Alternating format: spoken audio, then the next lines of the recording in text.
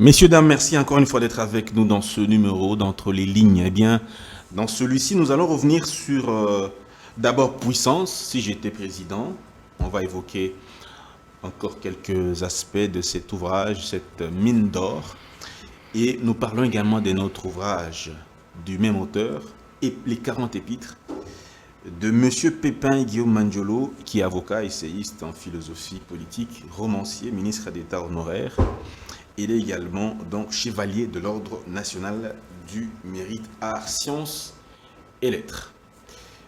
Bonjour et bienvenue, Monsieur Pépin Guillaume Mandiolo. Bonjour, Monsieur Dan, et merci pour cette énième invitation.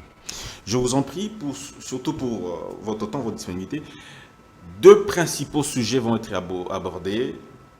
D'abord, la religion, et ensuite, on va revenir sur l'être humain, les droits de l'homme, surtout pour ceux qui vivent de l'autre côté de la Méditerranée. On va commencer par la religion. La religion, on tire un extrait de passage dans les 40 épîtres, épître 8.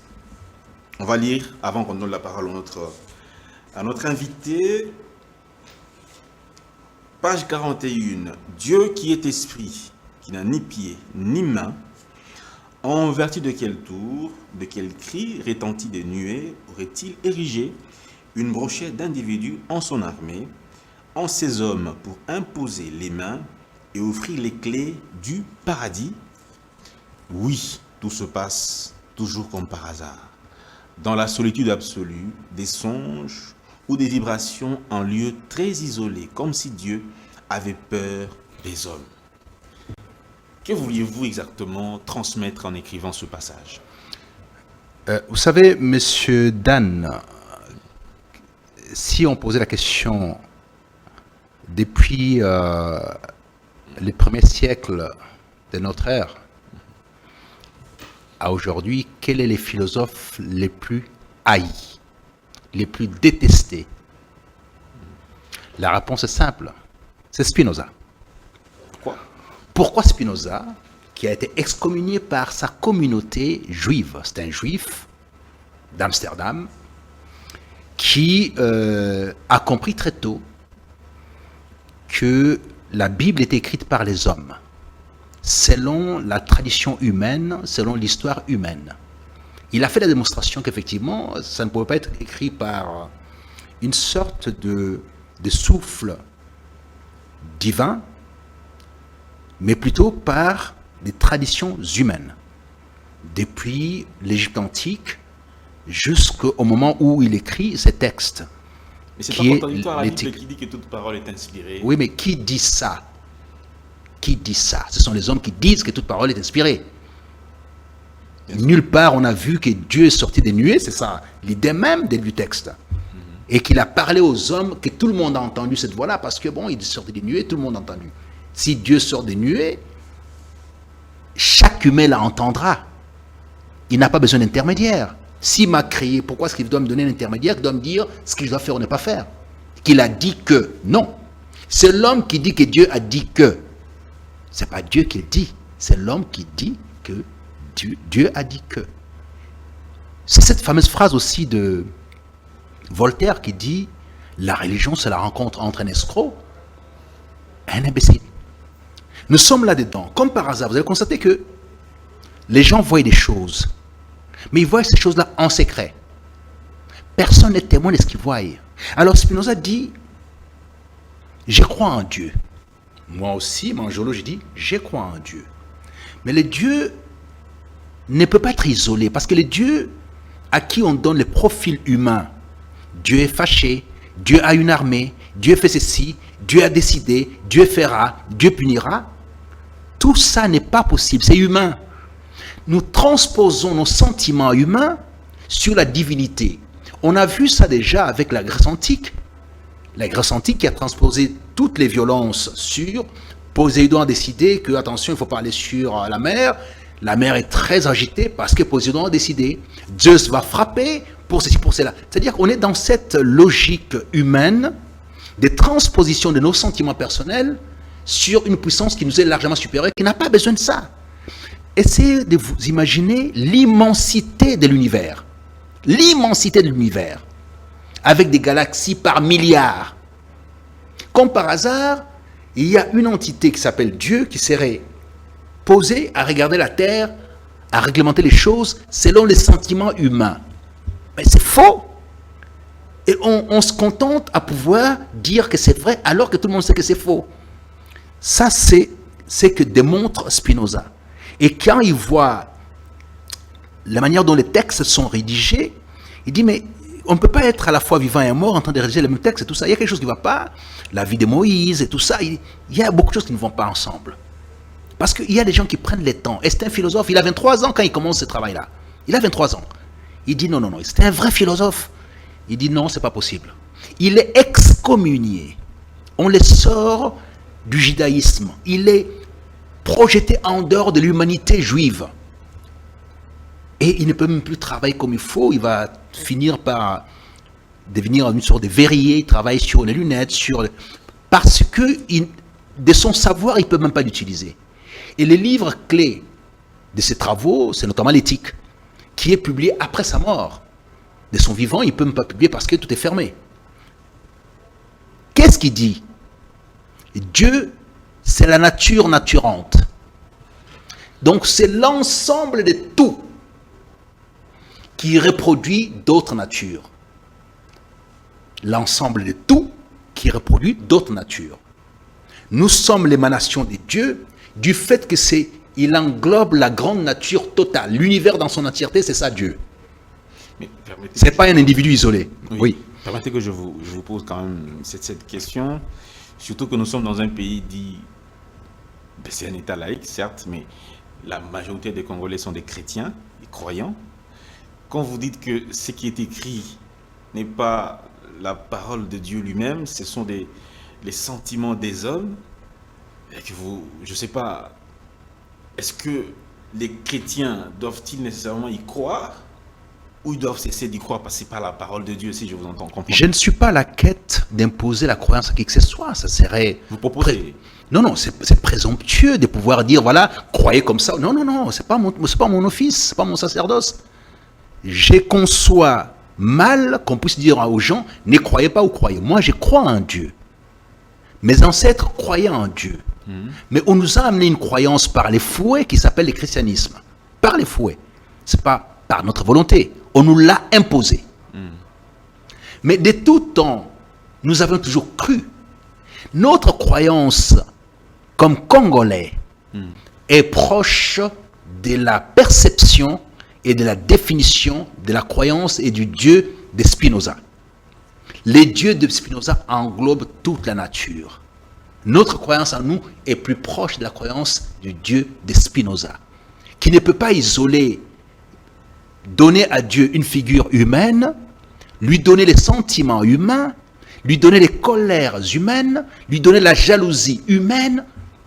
Mais il a, ces dieux-là, cette nature extraordinaire, toutes les galaxies, et nous sommes un grain de poussière dans cet univers. Et comme par hasard, il serait concentré sur nous, humains, trop humains, à gérer nos petites affaires, à envoyer parmi nous quelques personnes en disant allez régler cette histoire-là, tout ça en mon nom, et faites ceci comme ça, tout ça. Et comme il fait toujours en secret. Et on n'a jamais vu, nulle part, sorti des nuées, un Dieu qui dit voilà, j'ai dit, que tout le monde l'entende. C'est faux. Jusqu'aujourd'hui, c'est faux. Donc, voilà, moi, je conteste absolument cette approche qui est une fausse approche. Je soutiens l'approche de mes ancêtres qui croyaient en Dieu. Et je crois en ces dieux-là qui est l'ensemble de l'univers, la nature naturante. Attention, Spinoza poursuit que cette nature naturante, et là ça va tomber avec et Dieu créa l'homme à son image. Et ça, ce qui est intéressant à ce niveau-là, c'est une phrase qui me paraît très intéressante. La nature naturante crée des natures naturées et des natures naturantes. Je m'explique. Sinon, c'est trop complexe. Puisque Dieu est créateur de l'univers et tout le reste, il est lui-même l'univers et l'ensemble de tout. Les natures qui créent sont natures de deux sortes.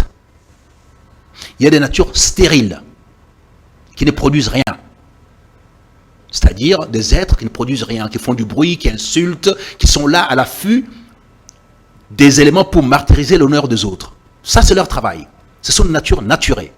Ils ne produisent absolument rien. Leur grande spécialité, c'est l'insulte, les attaques, la spoliation. Ça, c'est leur grand office. Parce qu'ils ne produisent pas. De leur propre cerveau, ils sont capables de produire. Ce sont de nature naturée, stérile. Et puis, il y a de l'autre côté les natures naturantes, qui sont presque la figure divine au sens des créateurs.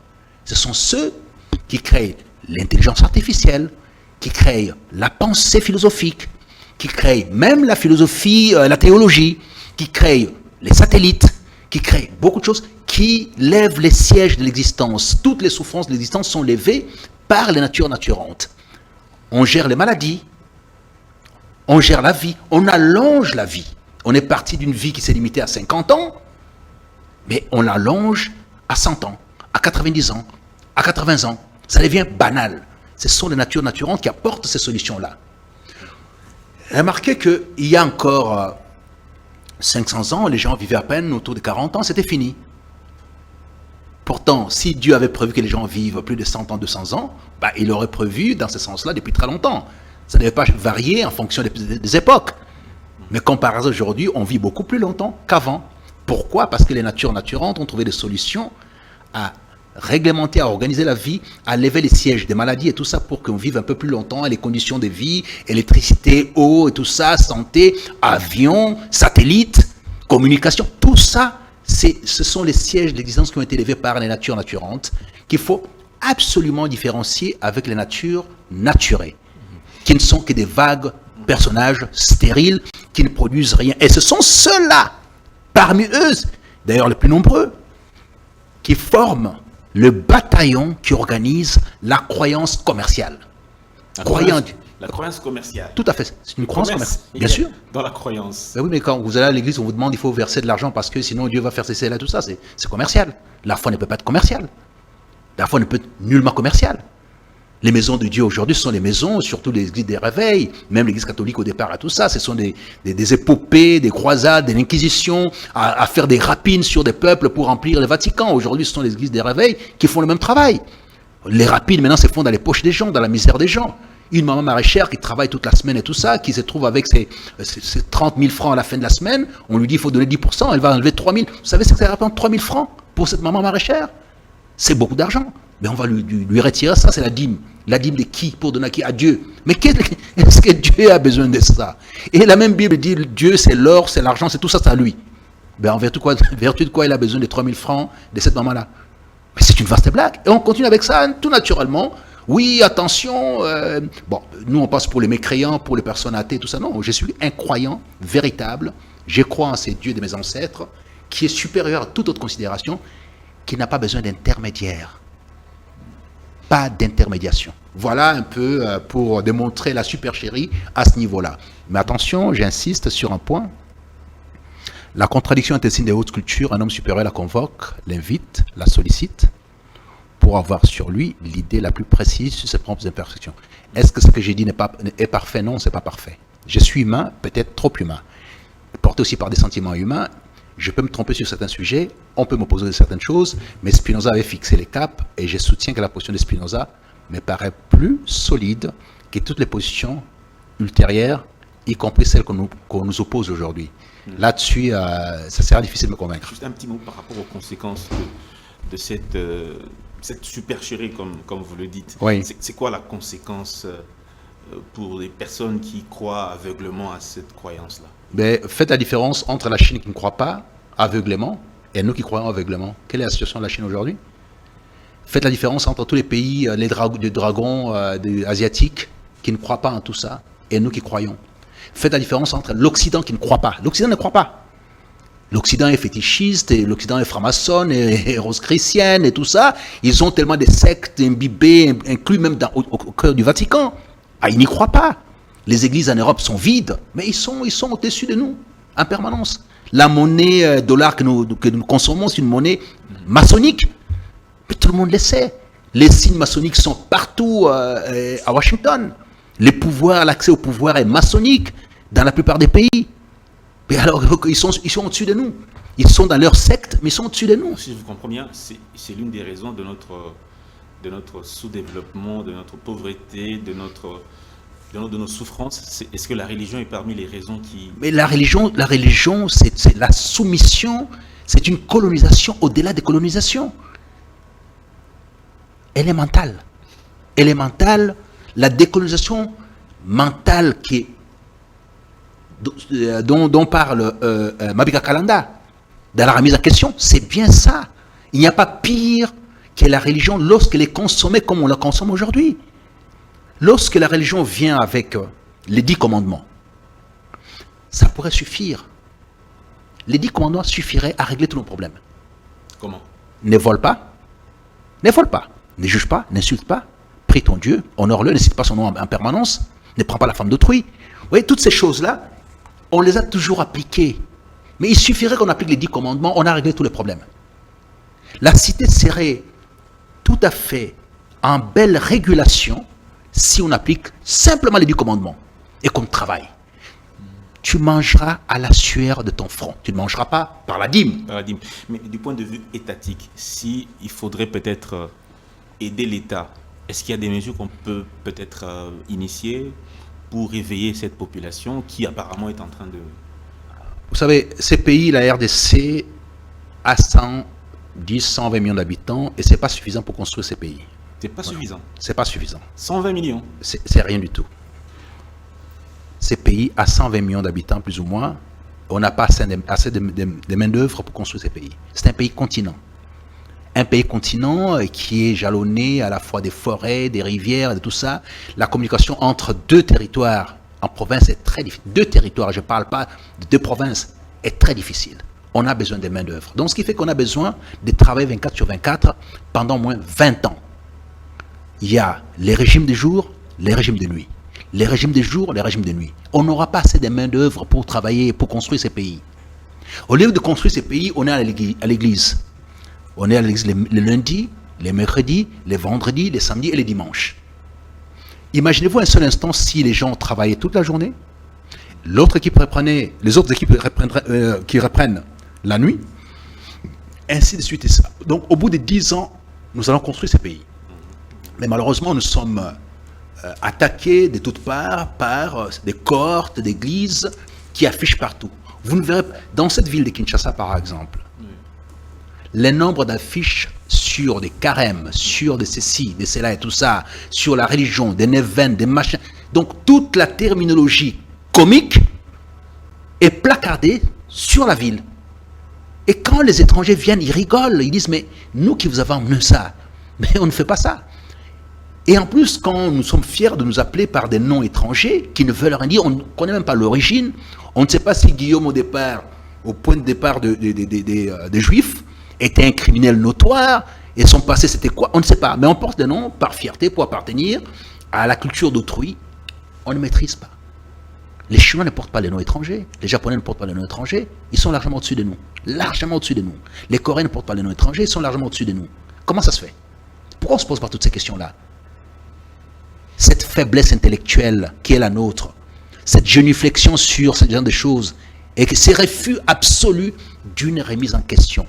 Mabika Kalanda, la remise en question. Et remettons un peu en question, qui sommes-nous? Pourquoi les églises en Occident sont vides? Pourquoi plus personne n'y va? Pourquoi est-ce que l'Occident n'a pas cru directement? Et qu'il a fallu qu'on puisse avoir l'inquisition pour imposer aux gens de croire. C'était l'inquisition. On a imposé aux gens de croire. Il fallait construire une église dans chaque village, il fallait avoir une église. Comme ça, les prêtres devaient gérer tout le monde par la force. Il fallait croire par la force. On a brûlé des gens en Europe comme quoi ils étaient sorciers. Est-ce qu'on les brûle encore? Non, c'est fini, terminé. Mais on nous a transféré tout cet amusement. Un bébé de 2 ans est un sorcier. Un enfant de la rue, dans la misère absolue, est un sorcier. On voit les sorciers partout. Ils sont partout, les sorciers partout. Et quand vous allez dans les églises des réveils, j'y étais avec ma mère dans un même alam. Ah bon? Dans les fin des années 70, j'étais là. J'ai vu ma mère être dépouillée totalement de tous ses biens. une diamantaire qui a été dépouillée totalement. Tout ça par l'Église. J'en sais quelque chose, ce qui fait que bon, il y a une expérience derrière ça. Et toutes ces choses-là se font tout naturellement, en dépouillant les gens, en promettant, et puis dernièrement j'ai appris qu'ils ont fait des bataillons et des armées entières pour aller faire la... Maintenant ils travaillent sur la Constitution. J'y comprends rien. Alors, rien du tout quoi. Les seuls qui peuvent avoir des avis sur ces genres de textes sont ceux qui ont fait, à la limite, les droits canons. C'est-à-dire, ils ont été, puisque les parcours de l'Église catholique, petit séminaire, grand séminaire, et tout ça, quand on termine l'université, on est spécialiste dans un domaine, dans un autre, tout ça, on comprend les droits, et tout ça, les droits canons, qui est un droit assez important quand même de la gestion. Et on a une approche très intellectuelle des choses, très scientifique des choses. On a une lecture des textes plus aboutie, plus raffinée, plus construite. Mais ce n'est pas n'importe quel individu qui est dans une église des réveils qui peut prétendre comprendre comment fonctionne une constitution. Moi, je ne suis pas constitutionnaliste, je suis juriste, je travaille, mais jour et nuit, 365 jours, j'ai lu le livre à la fois du droit, de la philosophie, 365 jours, sans compter les romans. Je ne peux pas m'hasarder à aller me confronter à Beauchamp pour parler de la Constitution. Je dirais oui, mais là, je ne suis pas d'accord à tout ça. Dernièrement, j'ai eu une discussion avec un ami qui s'appelle Placide, qui est professeur d'université, qui enseigne notamment à l'UPC, qui est constitutionnaliste. Il m'a démontré un certain nombre d'artifices et tout ça, la complexité, tout ça, on en a discuté. Mais j'ai mes réserves d'avoir des avis. Comment voulez-vous que quelqu'un qui a le peu d'instructions que je peux avoir, j'ai des réserves pour ne pas attaquer certains sujets? Et il y a des gens qui, eux, savent tout. Par l'effet du Saint-Esprit, sont au courant de tout. Voilà un peu, sinon je peux aller jusqu'au matin avec ça. Vraiment. Je peux pas arrêter. Merci bien. On va donc avancer avec la question des droits de l'homme, mais je vais d'abord demander un extrait de vidéo. Donc la régie va nous balancer un extrait de vidéo avant de poursuivre. Comparer l'homme noir à un singe, même la ministre de la Justice de l'époque, Christiane Taubira, en a fait les frais en 2013. Ce photomontage a été publié sur le site d'une candidate FN, Anne-Sophie Leclerc. Voilà ce qu'elle répond quand on lui demande de s'expliquer. On n'est pas raciste du tout. Qu'est-ce que veut dire ce photomontage exactement? Tout est dit entre les mots. Hein. Ça, voilà, elle arrive comme ça, elle débarque comme ça. Franchement, c'est une sauvage, quoi. Elle prend tout le monde. Quand on lui parle quelque chose de grave à la télé, aux informations, n'importe où, elle vous fait un sourire, mais il faut voir un sourire du diable. C'est une sauvage. Voilà. À la limite, je préfère la voir dans un arbre après les branches que de la voir comme ça au gouvernement, hein, franchement. Le jour où il y a une femme noire qui devient ministre, qui en plus a une grande gueule, qui vient des Outre-mer et qui ose faire la loi, c'est ça qui va révéler chez les gens de l'insulte la plus terrible et qui remonte à la période la plus racialiste. Pourquoi? C'est parce que tout le travail du stéréotype, tout le travail de l'exclusion, c'est de laisser l'autre hors de la sphère du pouvoir. Les racistes ne sortent du bois que le jour où, à un moment, leur pensée politique n'est plus la norme. N'est plus la norme. Une ministre comme Mme Taubira, c'est plus la norme. Parce que si elle arrive, ils vont tous arriver. Nous venons de suivre cet extrait de cette vidéo, c'est en France. On voit bien que c'est une grande personnalité politique française de race noire, Madame Taubira, qui est comparée à un singe, au singe. Et ceux qui le font, ce sont ses collègues députés et même des personnalités publiques dans la presse. On la qualifie, on la traite de singe, on la compare au singe. Avant que je ne lise cet ouvrage, cette partie des droits de l'homme, je voudrais d'abord que vous puissiez peut-être placer un petit mot par rapport à cet extrait de vidéo qui vient d'être balancé.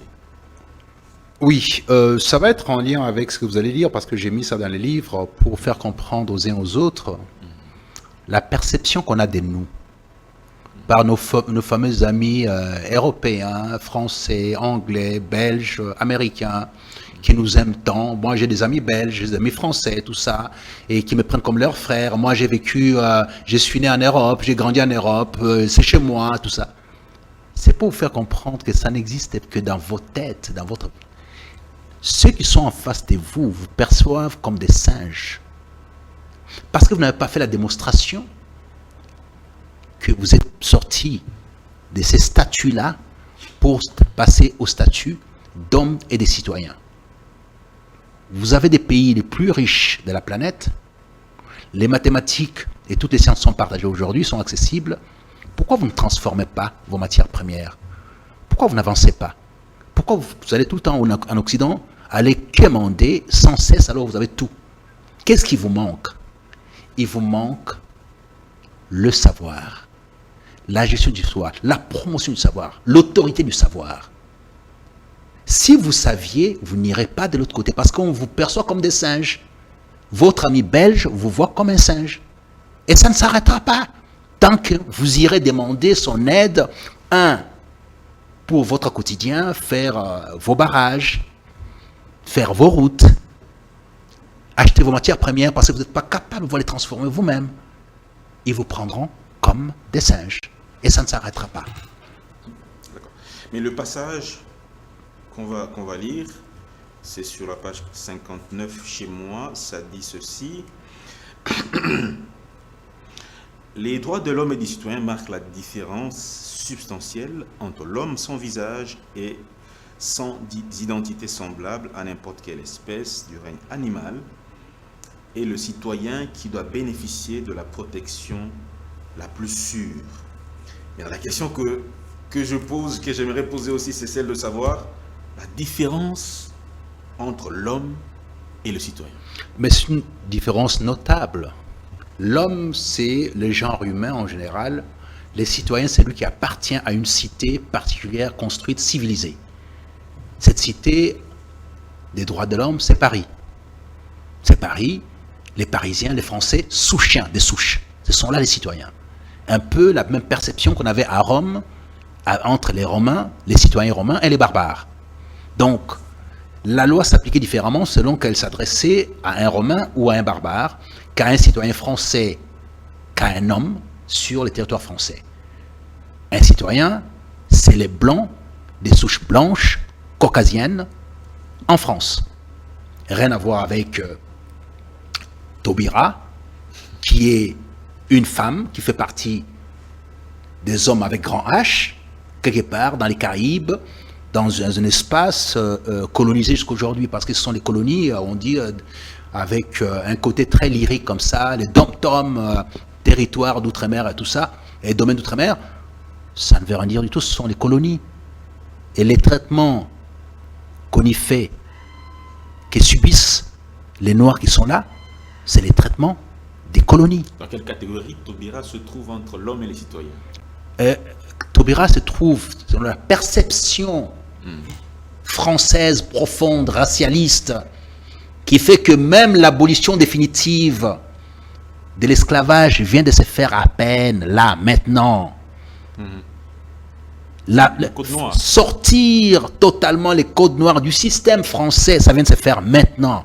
Ah oui, on était distraits, tout ça. C'est normal que vous soyez distraits, parce qu'il s'agit des hommes, pas des citoyens. S'il s'agissait des citoyens, vous ne seriez pas en train de faire ça.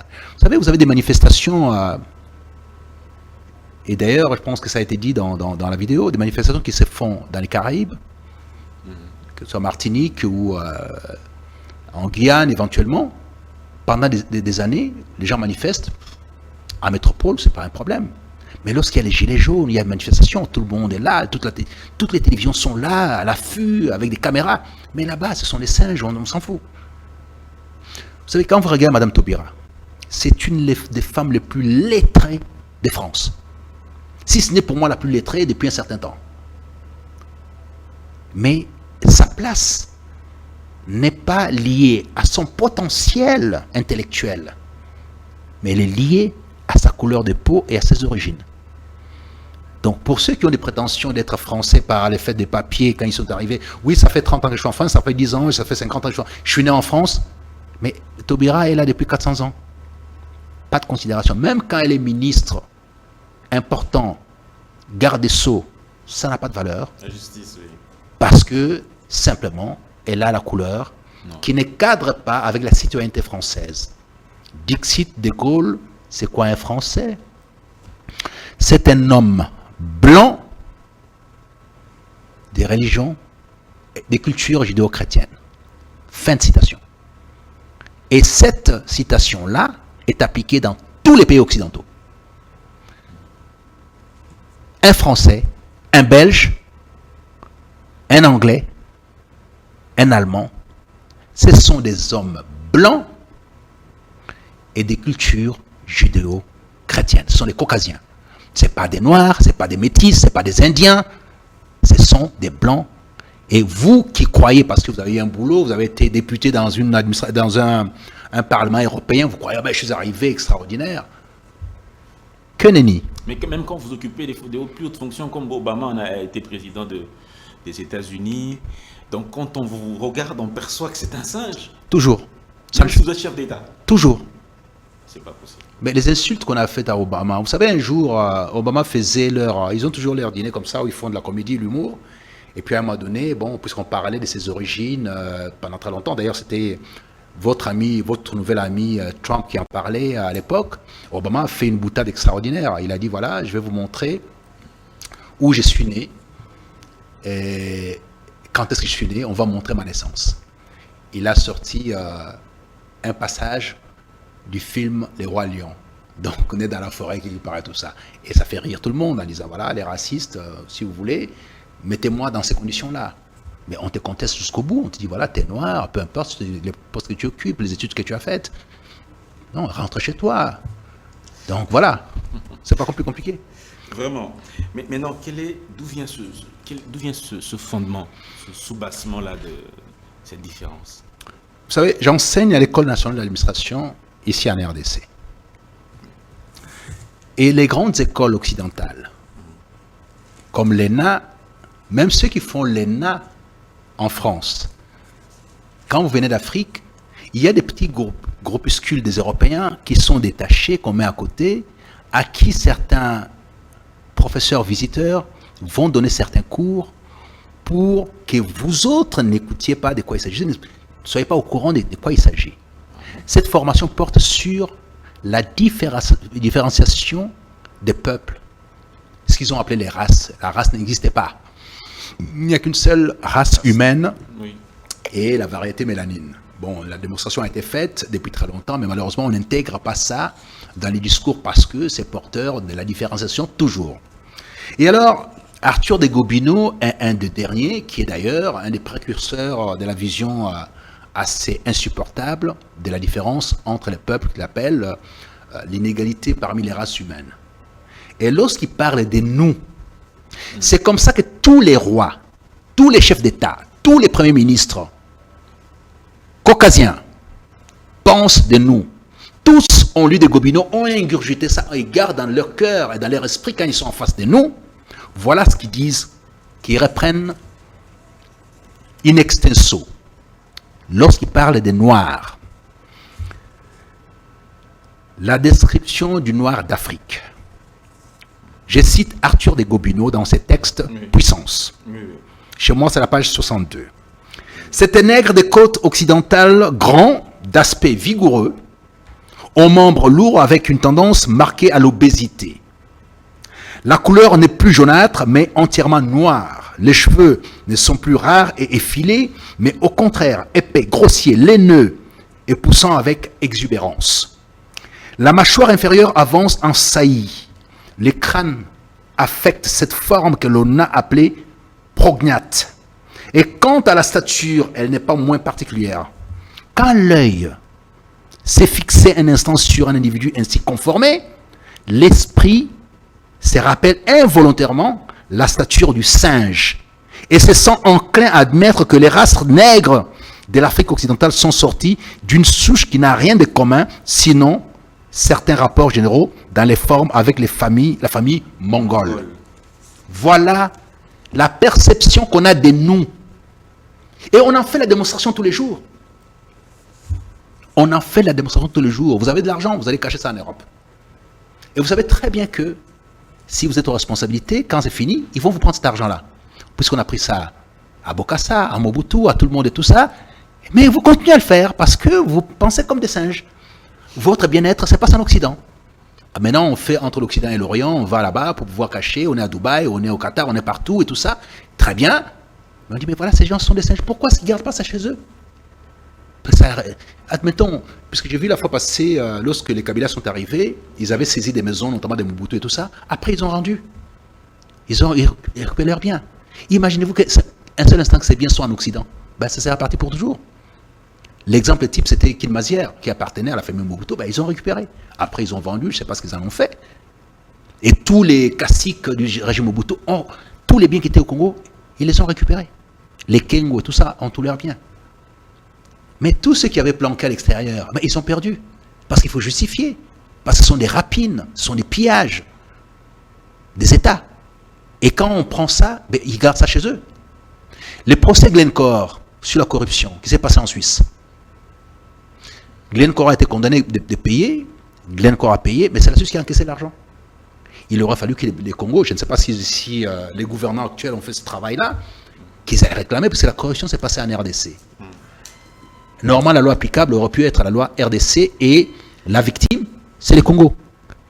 Par quel mécanisme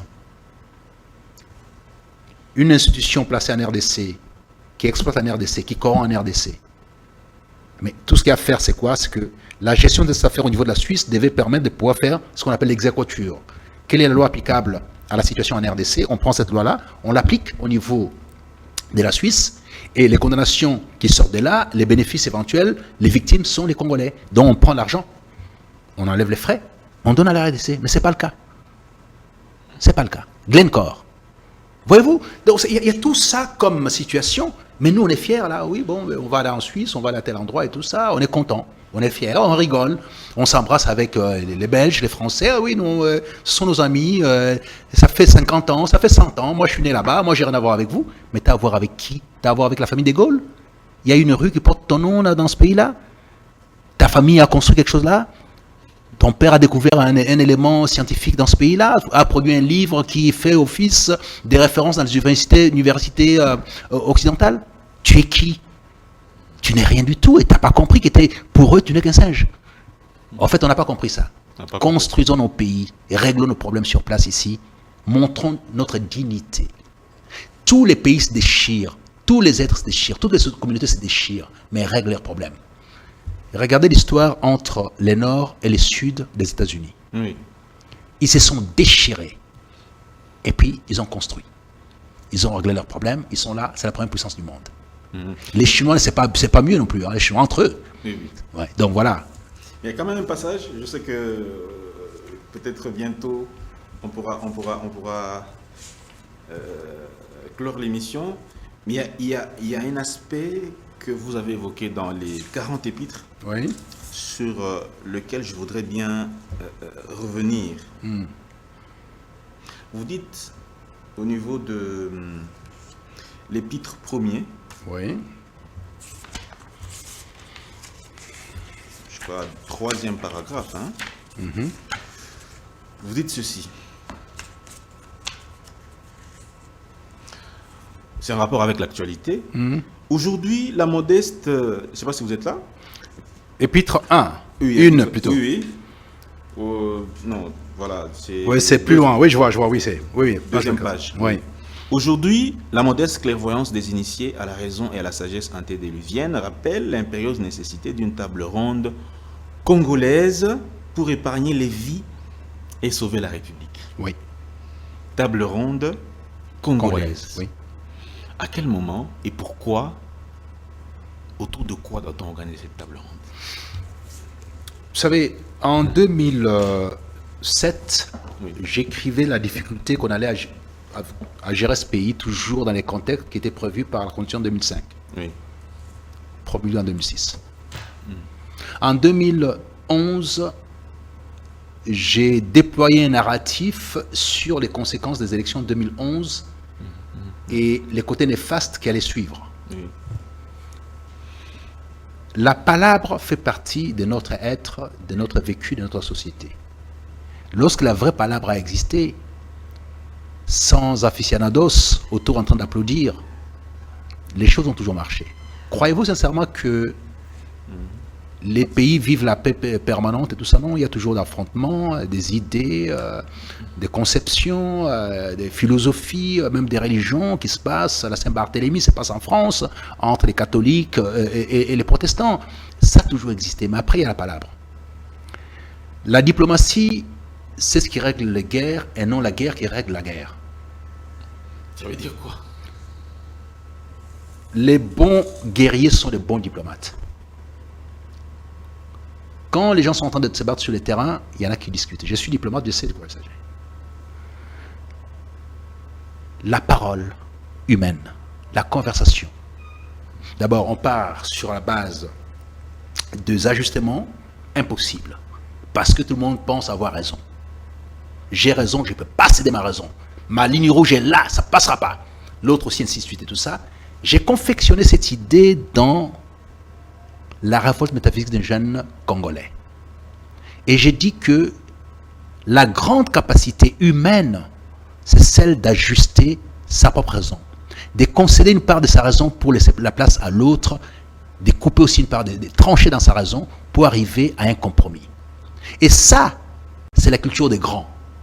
C'est pas fait pour les petits esprits, pour les petits humains, pour les temporaires. C'est fait pour les intemporels. Les gens qui naissent demain.